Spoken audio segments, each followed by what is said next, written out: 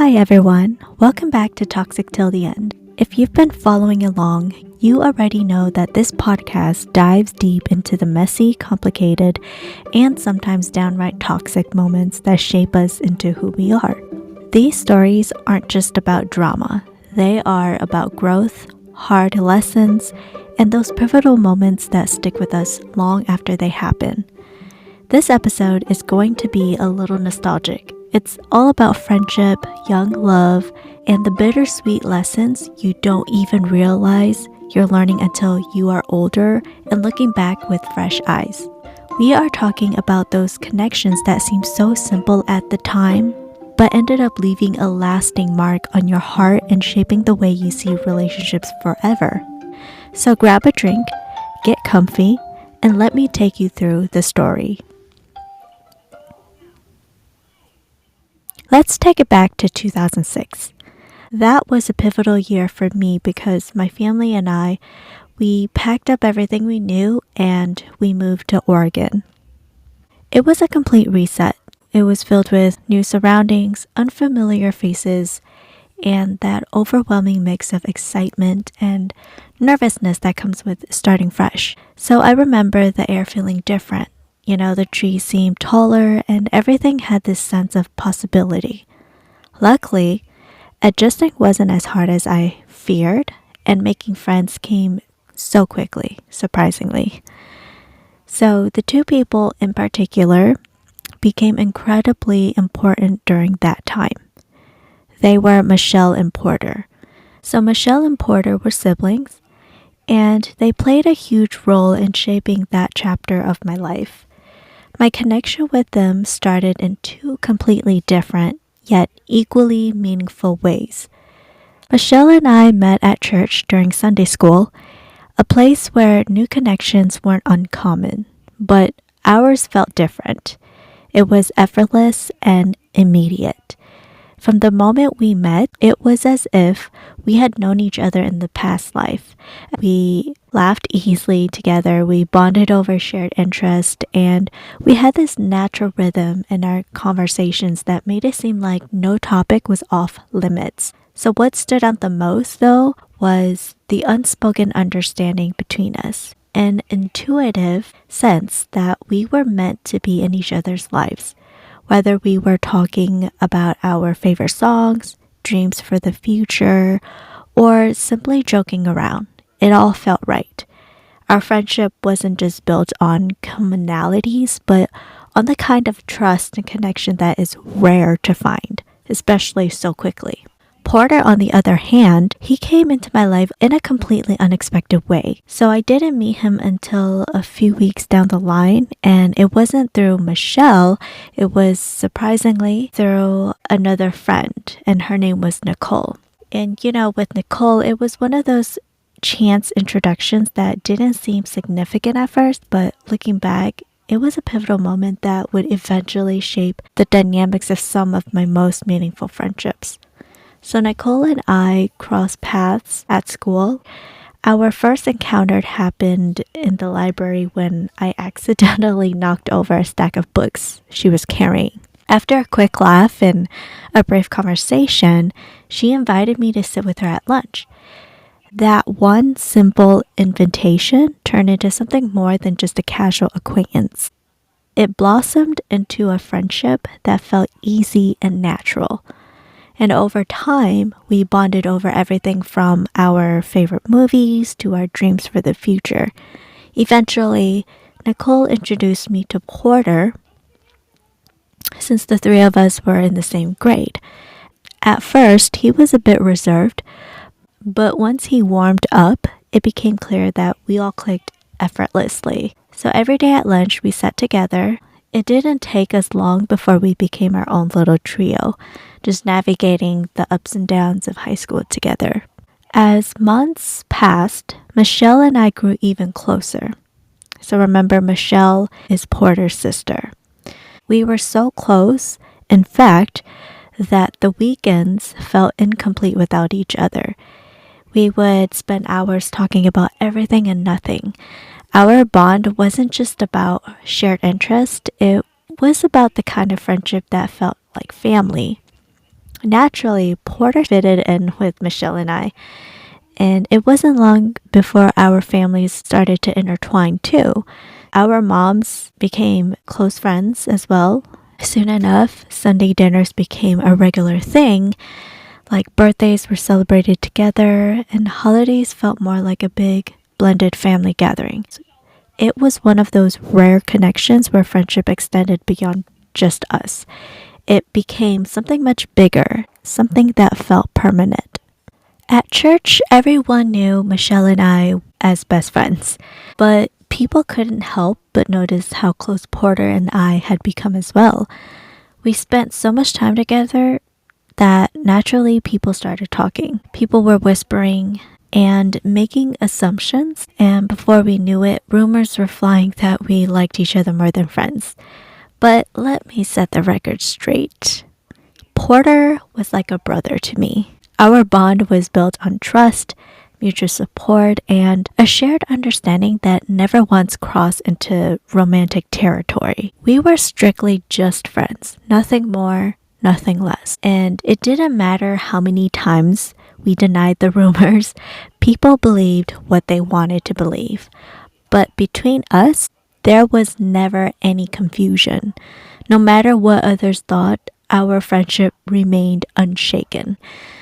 One day, Porter called me out of the blue, and with a mix of nervousness and excitement in his voice, he confessed something to me unexpectedly. So he told me he had a crush on Nicole. He went into detail about how he had been feeling for a while, how he admired her kindness, her unwavering faith, and the way she always seemed to have her life together. This revelation, it caught me off guard, not because it was shocking, but because it shifted the dynamic between the three of us in a way I had not anticipated. Up until that moment, I had always seen Porter as my closest friend, the person I could trust with anything, and now he was trusting me with this. And here's the thing about Nicole. She deeply devoted to her faith. She was a straight A student who rarely stepped out of line. She carried herself with this quiet confidence, and she was always polite and responsible and completely oblivious to Porter's feelings at the time. The three of us had formed this solid friendship at school, like sharing lunches, helping each other with assignments. But looking back, my bond with Porter had always felt different, stronger in a way that made this moment feel significant. I remember being on the phone with him and listening to him talk about Nicole. I realized this wasn't some fleeting crush he had. He really liked her. And whether I wanted to admit it or not, I knew this was going to change things between the three of us. This was the first real sign that our friendship wouldn't stay the same. That life had a way of shifting dynamics when you least expect it. And trust me, you do not want to forget about Porter and Nicole because their story only gets more interesting. But this will come later in a different episode, so you don't want to miss that. Fast forward to 2008. We graduated high school together, marking the end of one chapter and the beginning of another. So life was about to take us in different directions. Each of us were venturing out into the world with dreams and uncertainties ahead. For me, I packed up and moved to Oregon State University to pursue my passion for music, diving into an entirely new environment filled with fresh faces and new experiences. Nicole, she went to the University of Oregon, chasing her own aspirations, while Porter, he chose to stay local, enrolling in a community college close to home. Even as we embarked on separate journeys, the bonds we had built weren't easily forgotten. Those friendships, the moments we had shared, and the unspoken connection still lingered beneath the surface. Those friendships, the moments we had shared, and the unspoken connections still lingered beneath the surface. So in college, it brought new friendships, but it also reconnected me with someone from my past. This person was named Micah. So, Micah and I had been internet friends since 2003, which I was around 13 years old, and we met in person at youth camp. So, in college, I would spend my free time practicing piano and vocals, often recording covers and posting them on MySpace. So, a quick side note for any young listeners. MySpace was basically the OG social media platform where you could post music, write blog entries, and rank your top friends.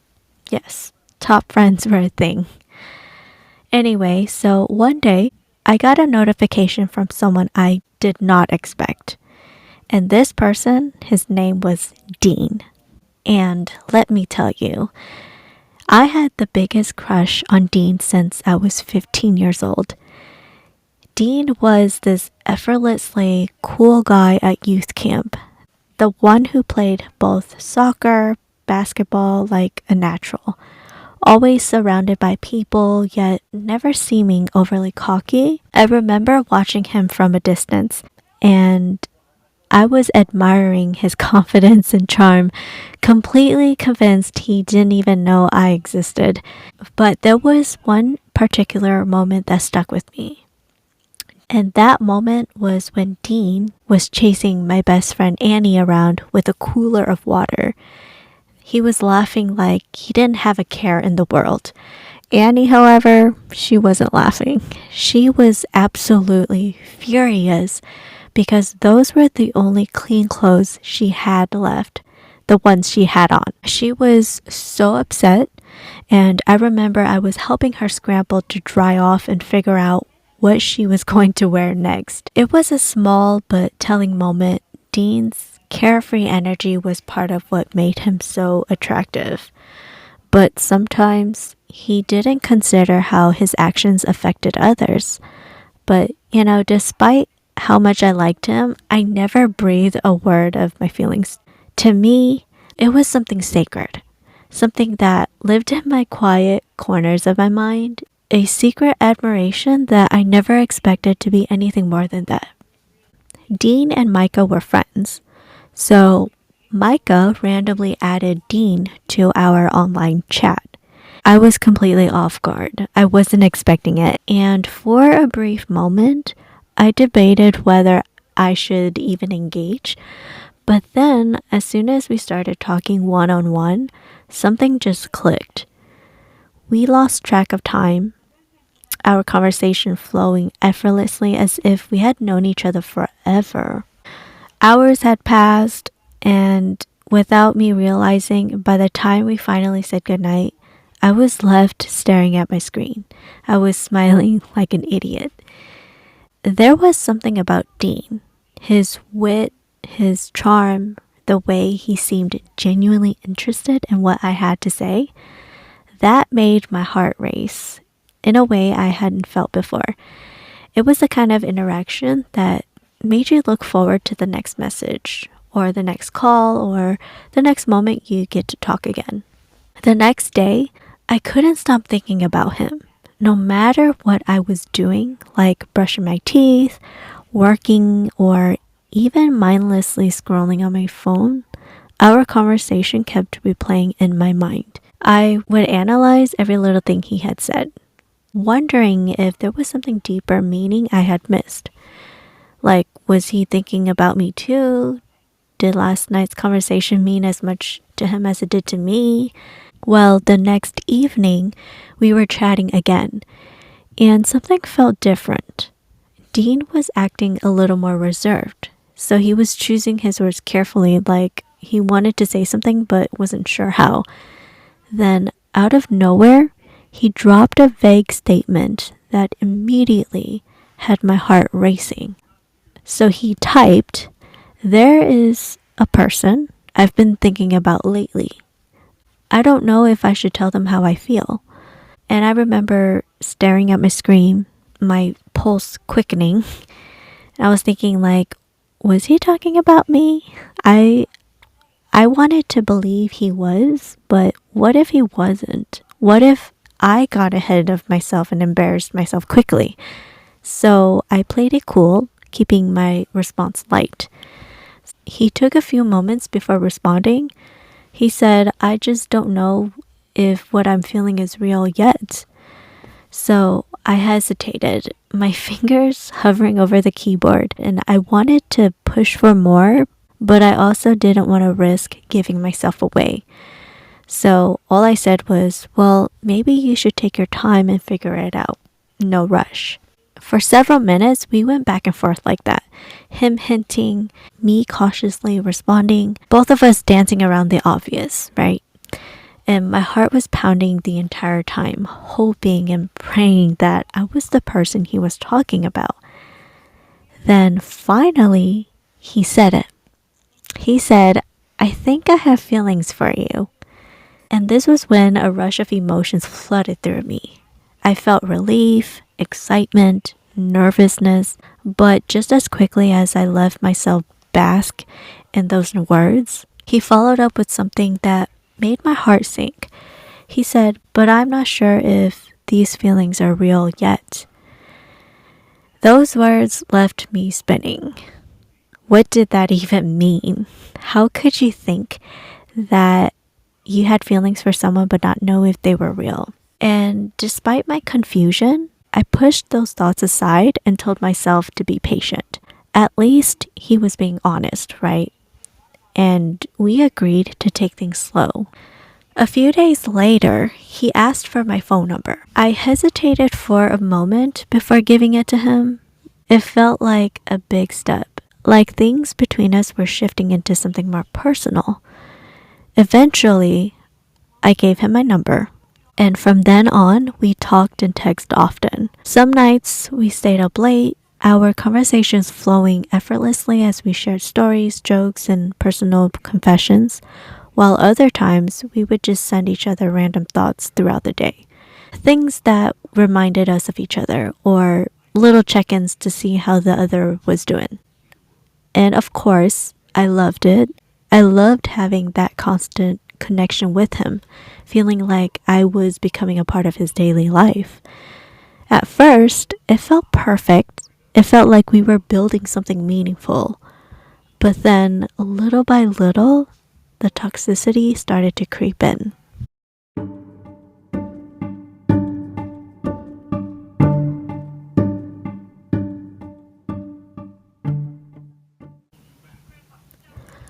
One night, in the middle of one of our usual late night conversations, Dean casually mentioned there was another girl he had been talking to before me. He said she was going through a tough time, and he had been there for her, supporting her as a friend. At first, I didn't think much of it until he admitted that she's been calling him while he's been talking to me, and I felt this twinge of irritation, but I tried to brush it off. I wanted to believe him. I wanted to believe that he was just being a good friend and that there was nothing more to it. But then it kept happening. Every time we were chatting or talking on the phone, she would text him. Sometimes he would take a while to respond to me because he was answering her. Other times, he would mention her in passing like it was no big deal. At first, I told myself not to overthink it because I didn't want to be that needy, naggy girl, and I didn't want it to seem insecure either. But the more it happened, the harder it became to ignore the nagging feeling at the back of my mind. I would always think stuff like, why was she always reaching out? And why did he always have to respond? All I could do was read between the lines. I didn't want to come off as jealous, and I didn't want to give him a reason to pull away, so instead I convinced myself it was nothing. Things started to take a turn for the worst. At first, it was subtle, like the little comments that made me second guess myself, the small accusations that brushed off as misunderstandings, but over time, Dean's insecurities became more obvious, and his paranoia started wearing me down. One weekend, I decided to drive back home from college to visit my family and friends. And it had been a long, stressful week, so I needed a break. And spending time with the people I loved would help me recharge. Then, by the end of the weekend, I felt ready to head back to the campus and refocus on school. So, on my way back, I made good time on the road and ended up arriving at my dorm about 15 minutes earlier than I had originally planned. I didn't think anything of it until Dean texted me. And he said, "Oh, you're already back?" And I responded casually. I said, "Yeah, I got here a little early. Traffic was light." A minute passed. Something about his silence made my stomach twist. Then his next message came through, and he said, "I feel like you're lying to me." What would I be lying about? And then he would say, "You said you were going to visit your family and friends, but now you're back so early. That was fast." So I had to explain, probably more than I needed to, that I had simply arrived earlier than expected. But no matter how I reassured him, he kept pushing, acting like I had something to hide. So the frustration bubbled up inside me. The truth was, yes, I had spent the weekend with my family and friends, and now I was being accused of lying about it. So I snapped at him and I said, "Well, if you don't believe me, I'll prove it to you." And without hesitation, I dialed my mom and added her to the call. So I said, "Mom, can you just tell Dean where I was this weekend?" And my mom was so confused, but she was willing to back me up, so she confirmed everything. She told him that I had been home, I spent time with the family and friends, and had only just left that afternoon. After a few moments of awkward silence, my mom said, "All right, well, I'll talk to you later." Then the second she hung up, I hung up on Dean because I was done. But of course, it was not that simple. Our connection had slowly turned into a toxic cycle. One I didn't realize I was stuck in until it was too late. Dean would get into his moods, like he would pick fights over nothing and then break things off dramatically, like it was the end of the world. But it never actually ended because after a few days or maybe a week, he would come back crawling to me. He would apologize, he would tell me he missed me, make me feel like I was the only person who truly understood him, and without fail, I'd let him back in. I know, I'm such an idiot. And the fact that it was never officially a relationship, it felt just as suffocating as one. And eventually, I reached my limits. Because after yet another one of his dramatic exits, I decided enough was enough. I cut him off, focused on school, on myself, on anything that didn't involve him. It was difficult at first, but with each passing day, I felt lighter and freer. Then, after a full week of silence, he reached out again. He would say, "I miss you. I feel so depressed without you." When he said that, I stared at the message for a long time. I felt torn. A part of me knew this was just another part of the cycle, but another part of me couldn't ignore him. What if he was really struggling? What if he actually needed me? And just like that, I let him back in again. For a little while, things seemed okay. He was sweet, attentive, even a little more self-aware. I allowed myself to believe that maybe this time would be different, that maybe he finally realized how much he had hurt me before. Then, one afternoon, my best friend Annie dropped a bombshell that shattered my illusion I had left. She said, "You know he has a reputation, right? Dean's a player. He's always been one. He talks to a lot of girls and he makes them feel special, then he strings them along." I felt my stomach twist. My mind was racing to every time I had ever doubted him.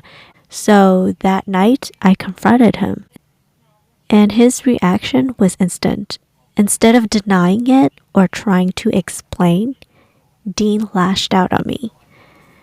He basically said, "Wow, so now you're just going to believe whatever people tell you?" And I told him I just wanted the truth, right? That if he had been playing me this whole time, I deserved to know. And instead of giving me an answer, he turned it around on me, twisting the situation until somehow I was the bad guy. He made me felt guilty for even questioning him. Then, just like all the other times before, he ended things. I was done. I didn't let him back in. I knew I needed a fresh start. And I wanted to focus on myself, on my happiness, my future, my peace.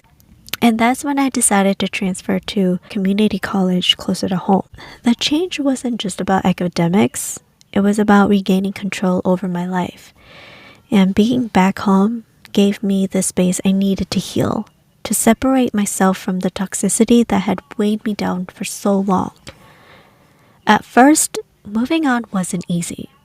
The habit of checking my phone, half expecting a text from Dean, was hard to break. Because some nights I found myself scrolling through old messages, replaying conversations in my head, wondering if I made the right choices. But as time passed, the ache started to fade. But just as I was setting into my new routine, Dean reached out. It wasn't dramatic this time, like no grand apologies or pleading me to get back together. Just a simple, "Hey, how have you been?" Against my better judgment, I responded. Surprisingly, just as friends. And things felt easy. There was no pressure of whatever complicated thing we had before. Dean was actually fun to talk to. He was lighthearted, playful, and genuinely engaging when he wasn't even trying to act like a boyfriend. For the first time, it seemed like we had finally found a way to get along without the toxicity. But deep down, it was only a matter of time before the cycle started again. Around that time, my childhood best friend, Paloma, she decided to play matchmaker. Paloma had known me forever, long enough to see my every high and low of my relationships, and she was convinced that I deserved better than the constant back and forth with Dean. She said to me, "You need someone who actually wants to be with you. No games, no confusion, just something real." That's when she brought up Sean, someone who she thought I'd really hit it off with. She said that he's sweet, he's funny, and he's actually mature. The idea of getting to know someone new felt strange. But at the same time, I knew Paloma had my best interest at heart. When she asked if I could give Sean my email so he could reach out, I said, "Why not? Go ahead." A few days later, I got a message from Sean. Sean introduced himself in a friendly, casual way, and eventually we exchanged phone numbers and started texting more often. Sean was nice, but as the days passed, there was no spark. I had no butterflies. I had no deep excitement when his name popped up on my phone. I tried to convince myself to be open-minded, but the truth was, I was still tangled up in my feelings for Dean. And as much as I wanted to move forward, I missed Dean. I missed the late night talks, the laughter, the jokes that we had. When my thoughts wandered, they always seemed to lead me back to Dean. The way he had made me laugh, the way our conversations flowed so naturally, the way he could go from playful to serious in an instant. It was frustrating, knowing he was the source of so much heartache, yet still feeling drawn to him. One random night, he called me. We would talk about random things, like our favorite shows, memories, the dumbest inside jokes that still made us laugh. It was effortlessly familiar, but dangerously comfortable.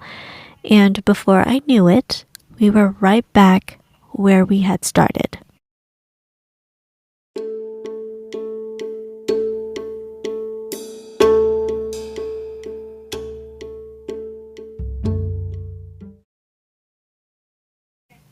We were talking every night, slowly slipping into the same routine that had once felt so intoxicating. Somewhere in the back of my mind, I knew I was making a mistake, but I convinced myself that this time would be different. And as for Sean, I knew it wasn't going anywhere. I had given it a chance, but there was nothing. No chemistry, no connection, nothing that made me want to keep talking to him. So I stopped. And there was no point of forcing something that didn't feel right. So I left it where it was. Then one night, I decided to be honest with Dean about it. I thought it would prove that I was genuinely interested in Dean, that I wasn't playing games. And maybe a part of me wanted to finally step up to realize that I chose him. So I casually brought it up during one of our late night talks. I said to him, "Oh, by the way, Paloma tried to set me up with this guy named Sean. She gave him my email and we talked a bit, but honestly, there was nothing there." I stopped talking to him. I expected a teasing remark from Dean, like maybe a little jealousy that would push him to finally make things official, but instead, there was a silence. There was a long, heavy pause that immediately made my stomach drop. He goes, "You know, I was actually about to ask you to be my girlfriend, but now I don't know. Maybe it's better if we stop talking." When he said that to me, I just sat there stunned, trying to process his words. He had been about to ask me out, as if mentioning Sean had completely changed his mind. So I said, "Wait, what? You were going to ask me out? But because I talked to someone else, you're suddenly not?" He exhaled again and, not giving me much of an answer. It felt like he wanted to punish me for something that wasn't even real. Like he needed to keep me constantly chasing his validations, always proving my loyalty to him, even though we weren't even together. And that's when the tears came. It was silent at first, then steady, then uncontrollable. I felt so stupid. So stupid for believing he would ever change, for thinking he actually wanted to be with me. And I felt so dumb for allowing myself to get wrapped up in him again. I cried on the phone, and I was waiting for him to say something, anything that would make it better. But he didn't. Instead, without a word, he hung up.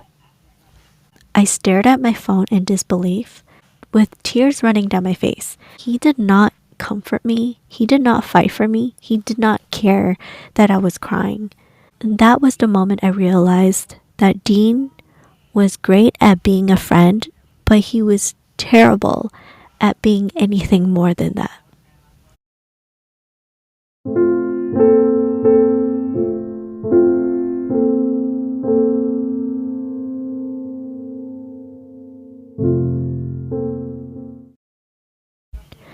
Two years had passed since Dean had hung up on me.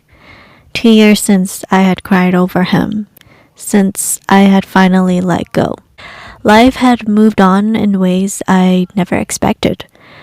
I had graduated from community college, focused on myself, and slowly, piece by piece, I had healed. There were moments where I wondered if he ever regretted the way things ended, if he ever thought about reaching out. But as time passed, those thoughts became less frequent. And then, out of the blue, my phone rang. I didn't recognize the phone number at first, but something told me to pick up. For a moment, there was a silence. Then a voice I hadn't heard in years. This person said, "Hey, it's Dean." His name alone sent a rush of emotions through me. Memories I thought I had buried. My first instinct was to hang up, but curiosity kept me on the line. I said to him, "What do you want?" And then he hesitated, then said, "I just have been thinking about you, about everything." What he said to me was shocking, because he said, I owe you an apology for the way I treated you, for the way things ended, and I was selfish. And I know I hurt you. Hearing those words felt surreal. For so long, I had convinced myself I did not need an apology because I had moved on without one. But now, hearing him acknowledge what he did, admit the pain he caused, it stirred something inside me. And then I took a deep breath and I said, "You really hurt me, Dean. I spent so much time wondering what I did wrong, why I wasn't enough for you." And all he could say was, "I know. And it wasn't you, it was me." He said he was immature and he didn't know what he wanted. And he kept playing with my feelings because he was too insecure to be honest with himself. His words stung, but at the same time, they gave me the closure I never realized I needed. I forgave him. And I meant it, not for him, but for me. For so long, I had carried the weight of our past, but in that moment, I finally let go. There was a pause. Maybe he wasn't expecting forgiveness, or maybe he had more to say, but I did not need anything else. And then he said, "Well, I guess this is goodbye then." And just like that, we hung up. That was the last time we ever spoke. And I didn't feel sadness, I didn't feel regret. I finally closed that door, and this time I threw away the key. So if you're listening to this episode and you feel trapped in a toxic relationship, whether it's romantic, a friendship, or even a situationship, I need you to hear me. You deserve better. You deserve consistency, respect, and love that does not make you question your worth. I know it's hard to walk away when the connection feels familiar, when the good moments make you believe things will change. But ask yourself this: do the highs outweigh the lows, or are you just holding on to the potential? The right person won't ever make you beg for clarity. The right person won't ever make you feel like you are hard to love. So if you're in a cycle of hurt, I hope you choose yourself. I hope you realize that healing doesn't come from going back. It comes from moving forward. And yeah, it's scary, but on the other side of that fear is peace. And trust me, I've been there, and I promise you, the moment you let go of what's breaking you, you make space for what's meant to be for you. And with that, we are wrapping up this episode of Toxic Till the End.